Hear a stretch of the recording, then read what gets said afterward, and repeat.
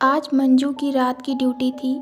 मंजू पेशे से एक नर्स थी और अपने पति के साथ एक पुरानी बिल्डिंग के तीसरी मंजिल पर रहती थी।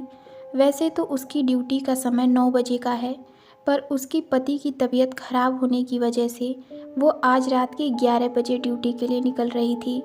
मंजू आज बहुत जल्दी में थी, इसलिए जैसे वो तीसरी मंजिल से पहली मंजिल पर आई, उसे याद आया कि उसका पर्स तो घर में ही रह गया।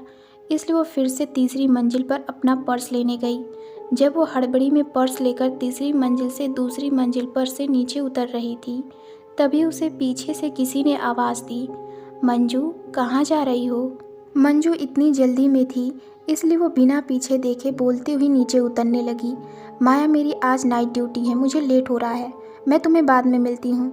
जब मंजू दूसरी मंजिल से पहली मंजिल पर पहुँची, उसे फिर से आवाज़ आई, मंजू कहाँ जा रही हो? पर अब आवाज़ उसके ठीक सामने से आ रही थी। मंजू रुककर अपने सामने खड़ी माया को देख हैरान रह गई और बोलने लगी, अगर तुम यहाँ हो तो ऊपर कौन थी?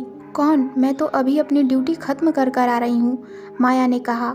मंजू को अब भी यकीन नहीं हो रहा था कि वो माया नहीं थी, इसलिए वो माया को लेकर दूसरी मंजिल पर पहुँची, पर वहाँ कोई नहीं था सिवाय 3 बंद दरवाज़ों के।